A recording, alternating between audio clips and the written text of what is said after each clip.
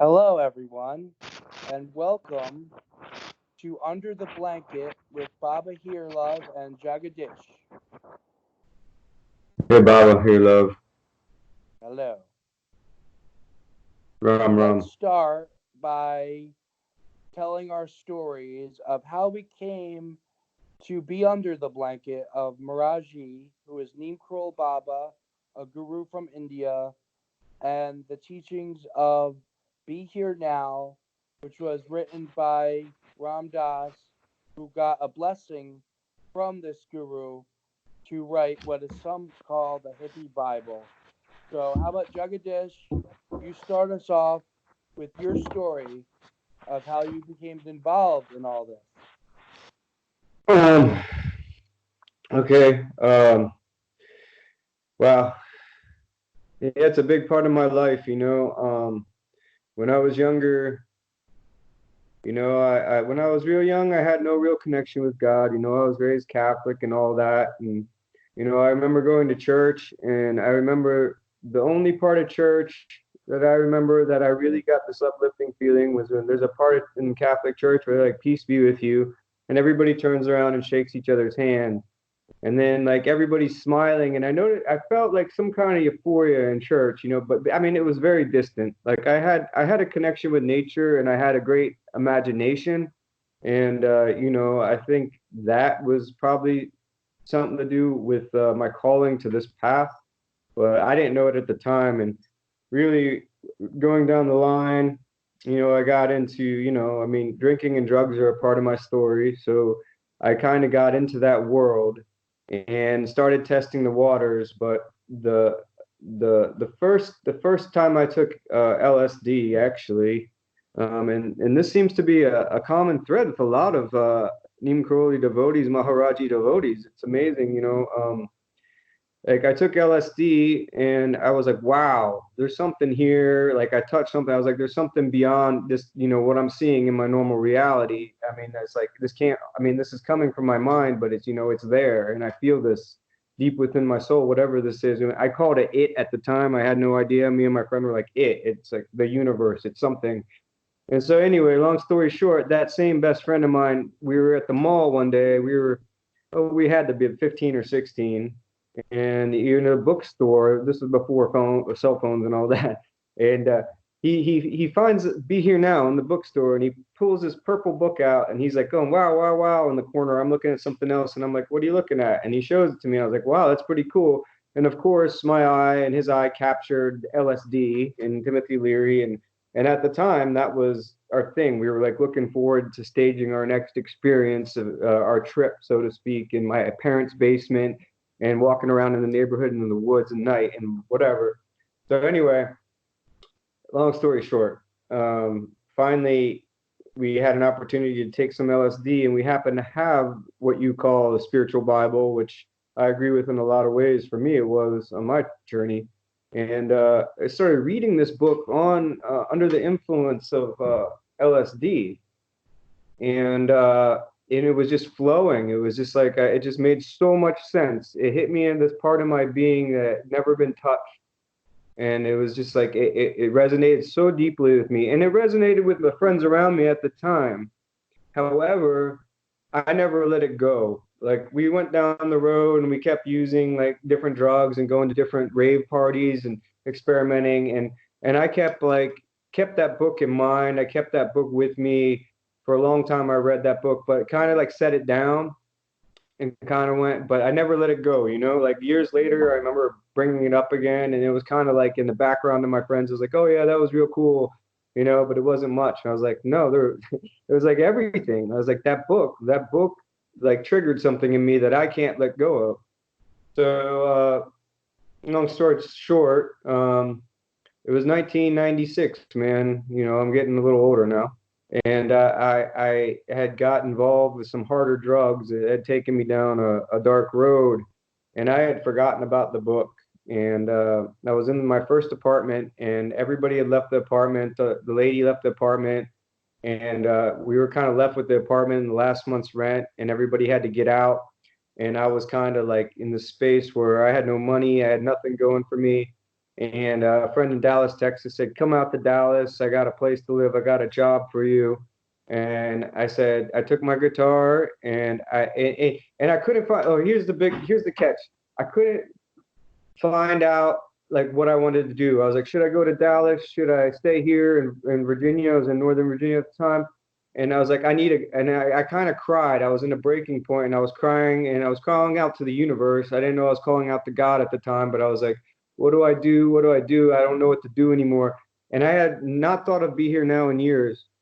And I had my parents' couch from the basement that we used to do the LSD trips in that apartment. We moved into that apartment. And when I was thinking about I need a sign, I looked down. I was all alone in the apartment at the time. I looked down into the crevices of the couch underneath the fabric of the springs had fallen. There was a little hole, and I looked down in there and I saw Be Here Now. And I grabbed it and I opened it up, and I just tears flowed from my eyes. And I was like, this is the sign that I need to go to Dallas, Texas. I need to drop these drugs that I'm doing. I need to go. And and I detoxed basically. I was on opiate at the time, and I detoxed on that bus, a $100 one-way ticket to Dallas, Texas, a Greyhound bus, detoxing. But I had Be Here Now, and I was reading Be Here Now, and I was just crying, and I was just crying, on the bus, whatever. And it just this thing opened up for me, and it was huge, And when I got there, it was like a new beginning. But at first, I didn't really get into the doing the practices of the cookbook for sacred life, I believe it is in the back. I started reading that, and then I started seeing some of the books that he was recommending, Gospel Ramakrishna. There was Ramana Maharshi. And so, like, I ordered some of these books. I got some of these books, but actually, before I can't remember if it was before that or right around that same time.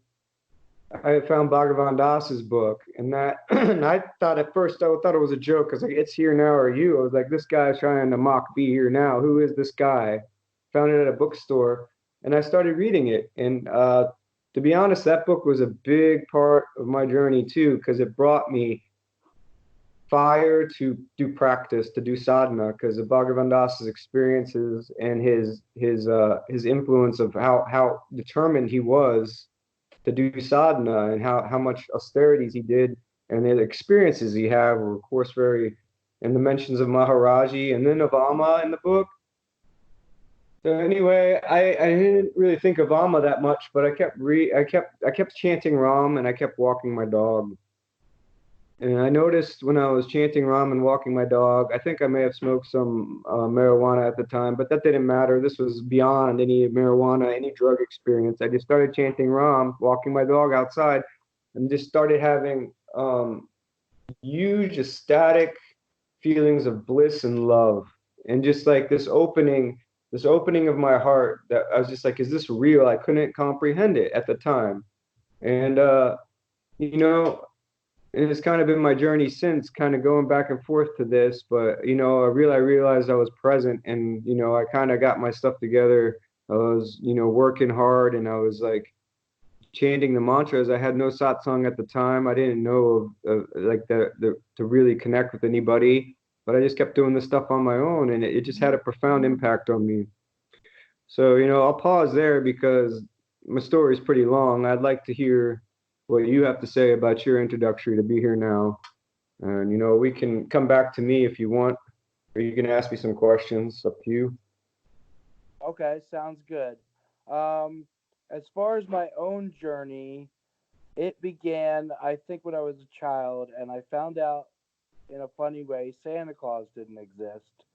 And that I was a really like imaginative kid, and I really believed in that sort of thing. When I found out that didn't exist, I went on a quest to find what is real, even at that young age. By the time I was 17, I had concluded that there was no spirituality or God, and that it was all just, random movements of atoms and subatomic particles, and consciousness was kind of like a side effect, and it was meaningless and all that sort of thing. There was no oneness or anything like that. And I took LSD as well at that point in my life, and I took it. I thought it would be interesting. I didn't know. that I'd have such an experience. But I found myself on a beach in Jersey, and I noticed that everything was breathing and everything was full of this life energy, even inanimate objects, everything was. And I felt connected to everything. I felt one with everything. Every grain of sand had a universe in it, or universes really, and it was incredibly vivid. And I was filled with ecstatic bliss, and no thoughts were going on. I wasn't like, Yeah. well, now I'm having experience of oneness, or now I'm feeling connected with everything. I was having no thoughts, and the people around me were feeling my energy and being uplifted by it, and no one really knew except my friend that I was tripping. And that experience was definitely one of the most powerful in my life, but it wore off. About 12 hours later, I was coming down, but after that, I had a knowledge that there was something more than the sensory or thoughts. There was something more to life. I didn't know what to call it God, like you called it. I didn't call it anything except something more. And I thought the So let religions me had interject something. real quick. This was before Be Here Now. This was the first LSD experience, or a couple later, or just This this is just my happened. first. That was your first. Okay, I got you. All right. Yeah, at 17. So, yeah, I hadn't read Be Here Now yet. I didn't read spiritual or religious books or anything like that. But Really after that similar, kind experience, of. Yeah. okay. So after that experience, I had a knowledge that there was this something more, and I put it aside like your friends did. It was like, oh, that was interesting, but I have to move on with life and do worldly things. But then I came across Be Here Now. My uncle recommended I read it after hearing of my psychedelic experiences. I had a few more after that. And when I opened up the package from Amazon, energy went from the book throughout my whole body, uh, and put me in that same exact state that LSD had put me in. And then I read the beginning section, which is about Ram Dass's story of how he became Ram Dass. And when I got to the part where he meets the Guru Maharaji, I felt my heart open, like you described, this Yeah. heart opening experience. And then the middle section of the book was actually read to me by a divine voice, the most beautiful voice I've ever heard. I've never heard before that or since. And I got through the whole book. And since then, it's all been an awakening journey, a spiritual journey, everything, my highs, my lows, meditation, all that, like taking a shit, it doesn't matter. It's all part of awakening. But I didn't have what you would think of as a guru. I didn't accept Miraji as my guru. So years Right. later, after getting on a different path with a different guru, Prem Rawat, and having some problems with that path, I began to think maybe Miraji's my guru. Even though he passed on, he could still be my guru. I went to a retreat in Texas with Ram Dass, and I got to meet Ram Dass and meditate and hang out with him, with just like 30 people or so. And I had an out of body experience there, where I went outside the top of my head into a realm beyond time and space, and I wasn't on any psychedelics or anything. And then when I Right. returned to my body, I was weeping and weeping in this chair after I just hugged Ram Dass. So I was almost sure that Miraji was my guru at that point. Ram Dass even told me directly, "You could have my guru." So but I was thinking about Amma. Maybe she's my guru and all this kind of stuff. So I went to Yeah. see Amma, who is a hugging saint, and she travels the world. And when I hugged her, she whispered in my ear, and I was in a very high state when she hugged me, Ram, Ram, Ram, which is my guru's mantra that he Yeah. gives to people. And that confirmed to me that Miraji was indeed my guru, and he helps me see that, as it says in Be Here Now, everybody is the guru, or something like that. Everybody is the guru when you know how to listen. It's right Yeah. here, always. Right. Wow, yeah. Man, it's very parallel in a lot of ways to my journey, actually, because Amma kind of confirmed that to me too. You know, I had a lot of confusion and I honestly, for those of who don't know Amma, but she's living now and traveling the world all the time. I've had a lot of opportunities to be with her. But when I first met her, I had gone, this is the you know, after this experience in when I was feeling so uplifted and almost like I was enlightened or whatever, like, but because I was in a blissful state, everything was flowing, the universe was supporting me, like I was going to community college, I was working, I was just listening, to music that reminded me of God and chanting Ram, and I didn't have a guru. I didn't Maharaji was not my guru at the time, but I was chanting Ram. And then like I read a book about Amma randomly, and I was like, wow, there's somebody like kind of like it was called uh, uh, Finding the Heart of the Divine Mother or something like that. I found it at a bookstore in Dallas too. So I read about Amma several years before I met her, but I had this fleeting thought like, wow, there's somebody like Maharaji in the body on Earth. But I didn't really feel like, I was reading about these other saints and I knew like they were in the past and they had already died, but I didn't really know. Like, so Amma was the first guru saint teacher that I met.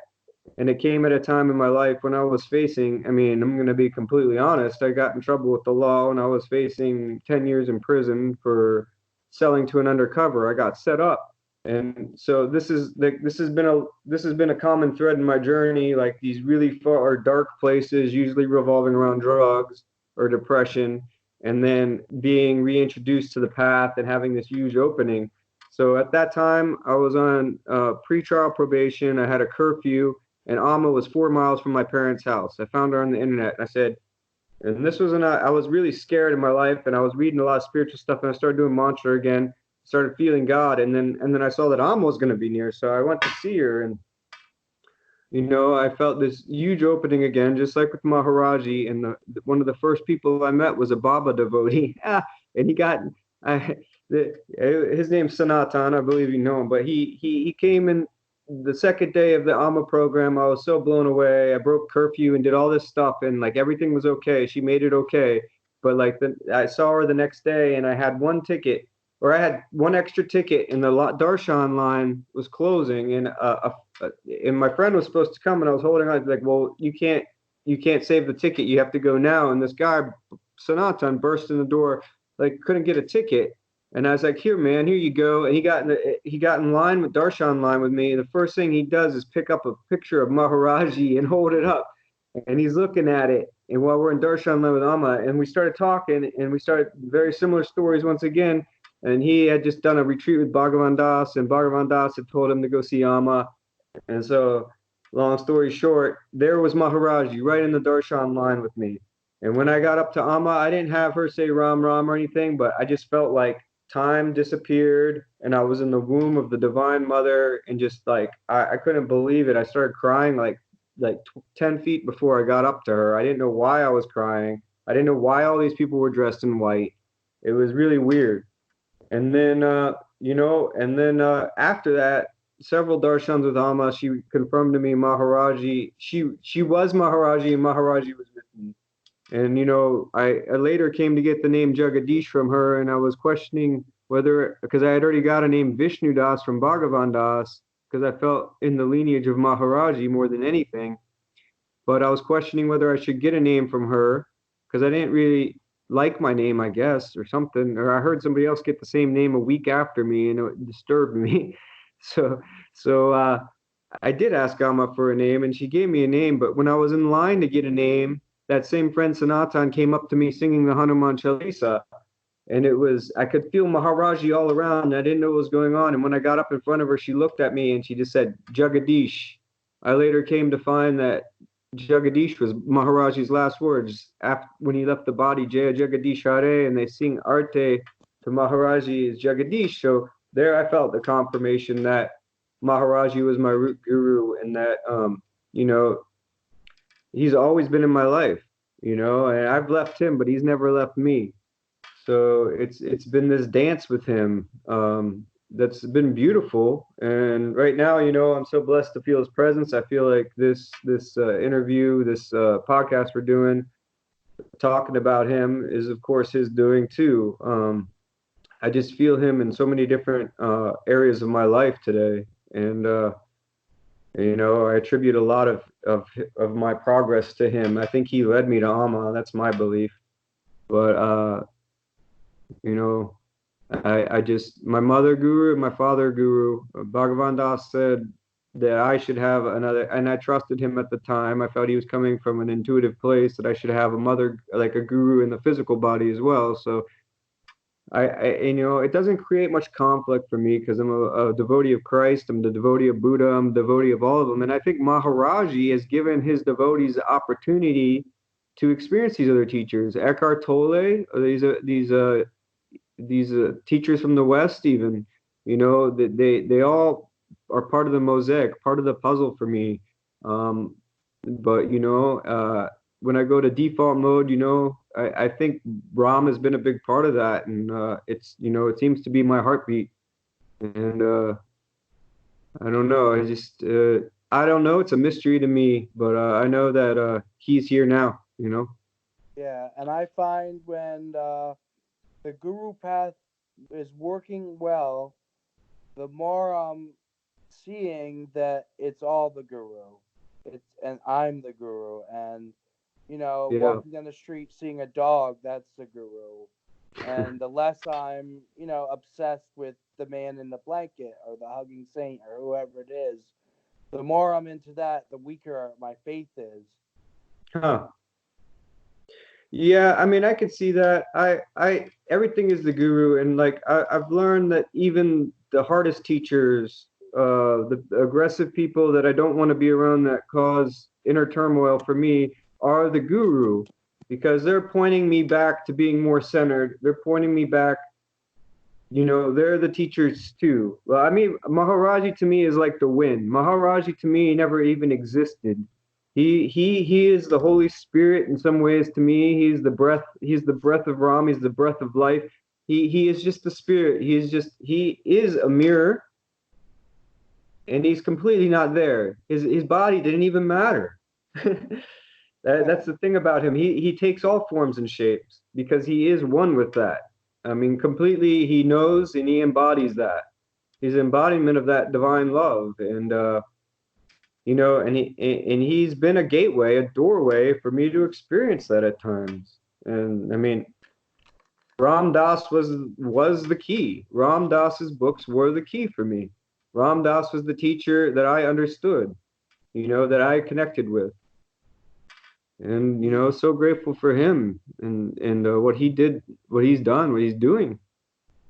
You know? Yeah, for me, Ramdas is like a mouthpiece for Miraji in the West. For me, Yeah, using the counterculture language, at least in Be Here Now, and that sort of feel, he's able to express that truth in a way that is very helpful to my American mindset.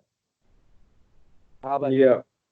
you? I agree with that completely, and I think that's why Maharaji he came to the West. He already said back to Ramdas, he's like, I've been to America already. So he's been spotted in America, his physical body, but all those miracles aren't that big of a thing. The thing is that his love and how it's inspired so much over here. It's made such an impact on the West. And Ramdas was a mouthpiece for that. Um, it's truly revolutionary, I believe. Vivekananda, Ramakrishna's disciple, first brought Eastern philosophy to the West, and then Paramahansa Yogananda, but then an American on a search for the truth, was triggered through a substance, a material substance, because Maharaji said LSD came to America in a material. Jesus came as a material because we were so materialistic over here. So, it's like, Yeah, but you know, it's interesting you say about the miracles. They aren't the essence of the matter, but they are something that is speakable about. So, in that vein, I'll tell a little miracle story with Miraji. On my birthday, uh, not last year, but a year before, uh, I was having a good time, and I asked Miraji because I talked to him a lot, and I was with my lady Elise, and I asked him, "Can you do a miracle for me, like for my birthday present?" And like the really amazing one, like like in your stories from Miracle of Love, and that's a book about his a lot of his miracles. And I asked him to do that, and around this, there it is, around the same time that day, Be Here Now started turning the pages by itself. It just started flipping and flipping and flipping with no wind or no. It was just amazing, and it turned to the page about psychological death, and I thought that was kind of funny because it was my birthday, and he turned to the page about psychological death, and I don't know why, but I found that really funny. He is funny, and that's what I like about Maharaji. I mean, even though he doesn't exist, he's us. Even though he's like the wind, he's not there, but he brings this flavor, this flavor, unique flavor of compassion and humility and humor. It's like this divine humor that it's all a Leela in Hinduism. It's all a divine game. So, I mean, yeah, we look at the world, it's horrible. It's like there's stuff going on here that's so destructive, and it's just like, how can the heart bear to see it if we really open up to it? But Maharaji gives a flavor. It's just a dream. And he was a jnani too. He was a big bhakti guru, but he absolutely knew himself, and he absolutely knew he could play with form like it was nothing.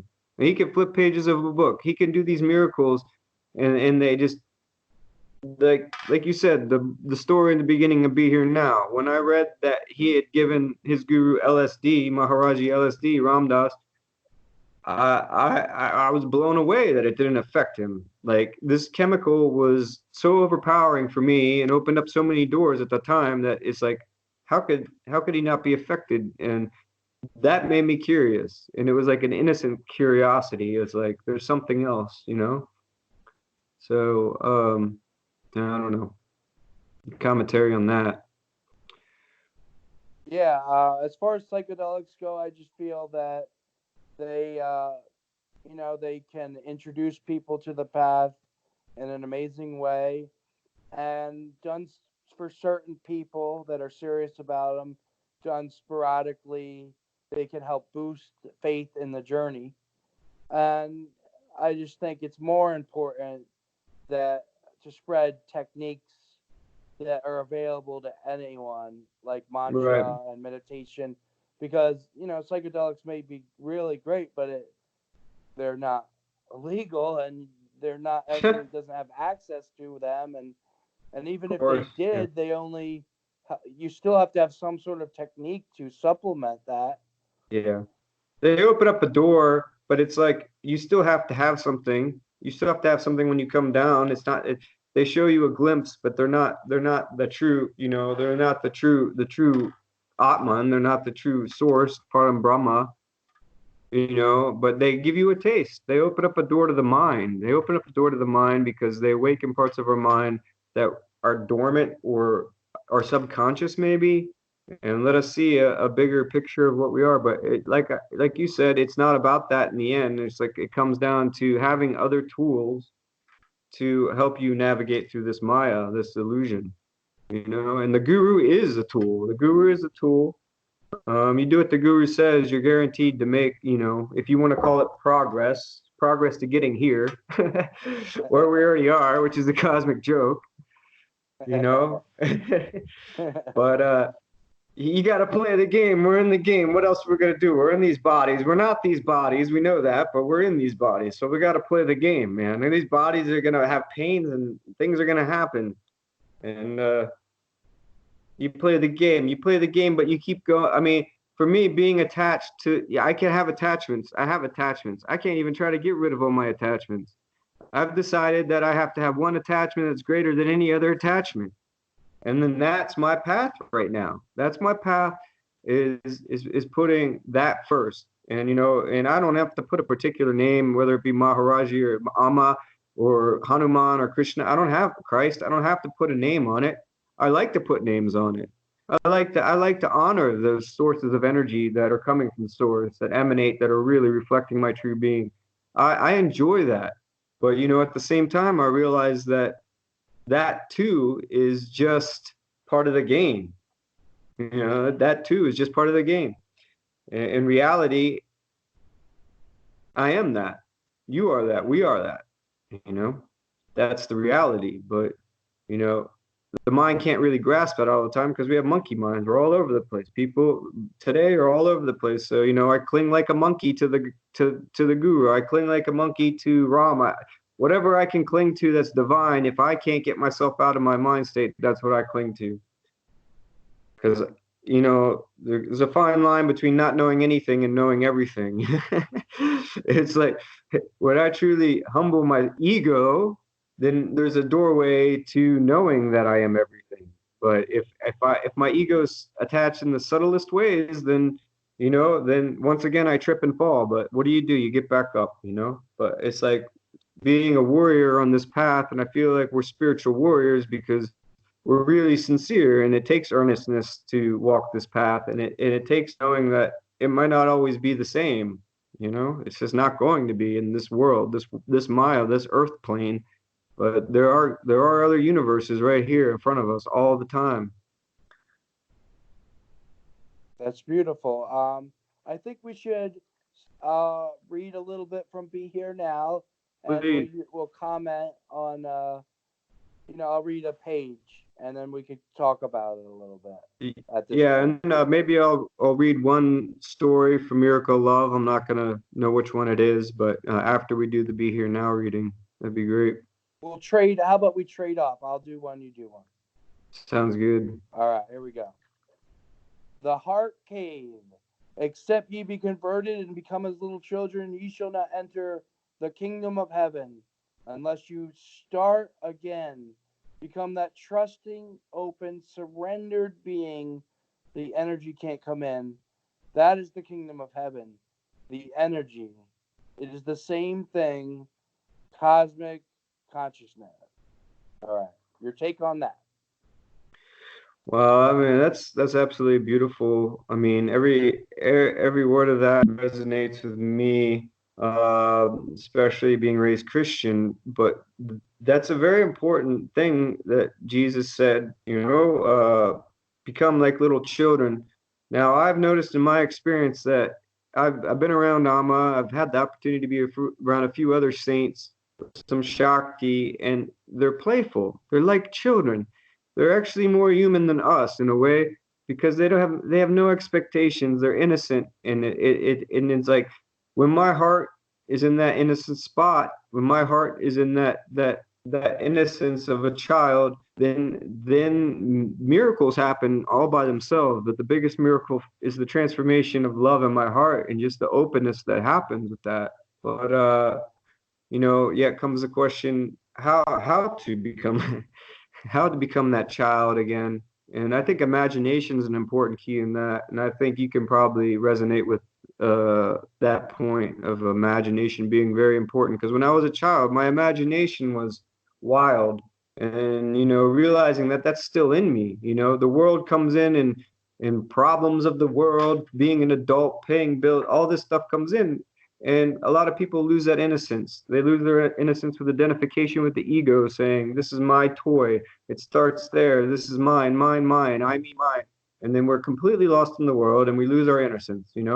We have to find our way back to that. And I think imagination is something that could be very useful in that. And imagination and practice kind of go hand in hand in my experience. Yeah, that's beautiful. I feel like that's in a part of, becoming like, as little children. I think another thing is, like it says, starting again. I feel there's a little bit of like a where we release something when we start again, when we begin again. That's actually something we can do. It's a practice where we just like reset for a moment and just start again. And no matter where we are, we open a little more and we get to touch with that innocence in that very moment. It's a very immediate practice starting again. It's a practice Yeah, done here. agreed. Yeah. There's a book that the first Buddhist book I ever read by Suzuki Roshi called Zen Mind, Beginner's Mind. And he said in the beginner's mind, there's many opportunities. In the expert's mind, there's no room for like new opportunities. So yeah, I could definitely see that. That book was a big influence in my life too. In the at that time, because I was like, okay, I gotta have this beginner mind state. Like I don't know everything, but that goes along with like once you give it up, you get it. Once you give it up, it's like, you don't know anything and then you start to know stuff, but you're not attached to it maybe. It's like because you have a true attitude of humility and gratitude to the universe, We have that true humility. And yeah, Yeah. it's a beautiful thing, man. I like how it also says the energy because a lot of people are scientific minded, and I am one of them. And relating it to consciousness and energy, all these, you know, ordinarily religious terminology sometimes is important for me because I found a big part of my journey was reading about quantum physics and understanding that quantum entanglement and other such aspects experiment and the double mirror experiment, the double slit experiment was a way to quiet my scientific mind that longed for an explanation because it gives an explanation to how all these things of oneness, God, all awakening, all that can be explained through quantum physics as that's what reality is. And I found that to be Mm. very awesome that we're in an Yeah. age where science is backing up the yogis of ancient times. I agree. Yeah, I've heard that a lot recently from a lot of people. It's an interesting that keeps coming up, but I remember watching some of those documentaries in the beginning. What the bleep do I know? I think was one of them, and there's some other on quantum physics, and there's some other ones of spiritual teachers. It is pretty wild, and I really appreciate the fact that modern science is proving this ancient knowledge and this ancient science to be correct. And there's nothing that's opposing it, really. I mean, it's all been done before. And it's nothing new and it's always been here, but like we're actually the scientific mind of the world is actually recognizing it, which there's something going on in the world right now. I think it's really important. Yeah, everybody can look at the horrible things happening, but there's a great shift going on. And I've heard some other spiritual teachers talk about it, like Eckhart Tolle, building a new earth and the shift in consciousness and awakening that's happening. And for me, it's bringing these two together. It's bringing this devotion, this passion, and they're one and the same with this awareness, this deep awareness, this unattached awareness, this loving awareness, as Ram Dass likes to say, this stillness, this quietness of mind, cultivating that. A lot of people are drawn to that path today, and I uh, I think it's a beautiful thing, but I also think the passion is an important part of my journey. And, you know, Eckhart Tolle, reading his Power of Now book years later, kind of had a similar but different breakthrough, more into just being present and truly recognize what just being present is. Um, And then, when I was doing puja or worship, I realized that I was just worshiping myself. I kind of laughed. I was like, this is the biggest joke ever. I'm worshiping myself. Like I was watching it all happen. I'm like, what is this? It's like, I am that. And, and I was that. And we are Yeah. that. But like that experience ended up being me trying to kind of own the oneness. So the ego kind of crept in the back door a little bit. And then like I felt like the experience left me and that it was just an experience, but it wasn't the truth. But it was the truth.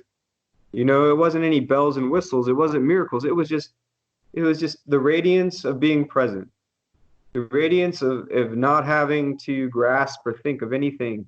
Like just being here now. And that was just and then we look at the book named Be Here Now, we recognize that this is all related.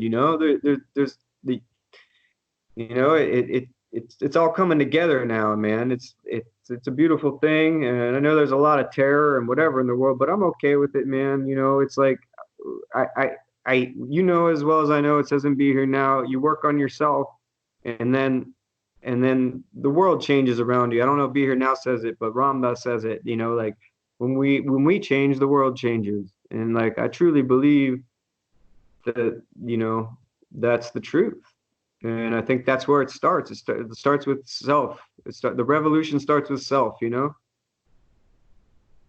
Absolutely. And why don't you read a little bit of a little short miracle of love miracle story? How about that?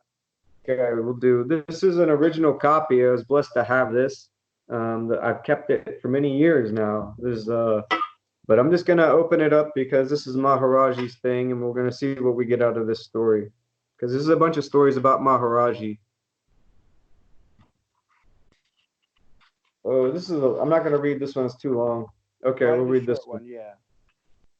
About 2 weeks after we got to Kanchi, that's Maharaji's temple in India, in the Himalayas, Maharaji said, "Doctor, I have a headache." So I ran to the back rooms where I had my medical supplies and pulled out aspirin with codeine. I was thinking, now really, do I want to give this man codeine? He he was, after all, an old man, and I didn't know what his response would be. As I was fumbling with my vials, Maharaji sent me a message that he didn't want a pill, he wanted an ointment. At that time, I really wasn't very big on ointments, and all I had was pills, so I had to tell him that I didn't have any ointments. Chaitanya came to the rescue, though with some essential balm, a Chinese ointment that comes in a small, tightly sealed red container. Being very happy that a Western doctor had managed to get some balm for this poor old man who had a headache, I raced back to Maharaji, tripping over the devotees sitting in front of him, lunged over to him, and handed him the little container. He said, "Ah, doctor, your medicine is so good. This is wonderful. This is exactly the medicine I wanted." He looked at it and tried unsuccessfully to open it. He didn't have that much patience with these kinds of things. Then, putting the closed container on top of his head, he said, "Doctor, this medicine is so good. It's wonderful. It's taken away my headache completely. Oh, doctor, you're such a wonderful doctor. You're so good. Your medicine is wonderful. Everything is perfect. My headache is completely gone." So that's more of like the humorous side of Maharaji for sure. It's just that's just one of his leelas, his games. Yes, he's very That's what I playful loved with about him. devotees. Yeah, I mean that's what I loved about him. Like something like that story may not have much weight for somebody that's just reading it. They're like, "What the hell is this?" But I mean, if you read the whole book, you'll hear a lot of other more, you know, intense stories, I guess, or mystical stories, but this one is his play with his devotees. So I don't know. Yes, and it's getting near the end of our podcast, so let's close with a chant. What would you recommend, Jagadish? Do you feel something coming from Miraji? Yeah, let's do three ohms, and then have you ever done the Loka Samasta chant? No, I don't know that one. We have to do Okay. one I know. But Yeah. Look, just do three ohms with me, and then this chant that I'm doing is just dedicating the merit, to all the people out there who are still suffering or don't know that there is a path, and maybe dedicating the merit of this podcast from Maharaji to the people that are lost. And it's a Vedic chant. It's very powerful. But I'll okay, listen. I'll do the ohms with you, and then listen to you do that part. sounds good, brother. Okay. Om.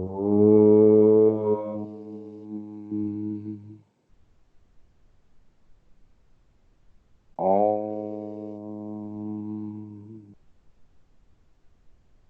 Om. Om.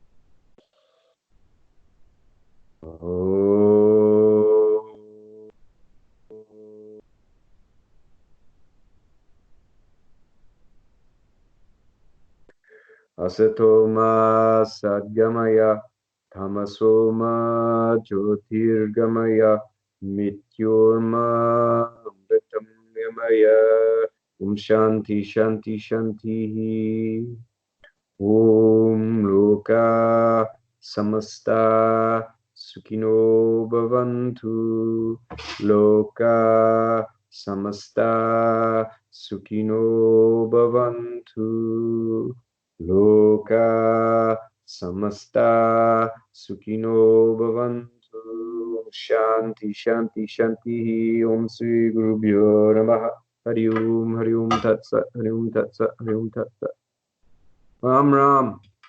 Ram Ram. Thank you all for joining us for Under the Blanket with Baba here, love, and Jagadish. Namaste. Namaste.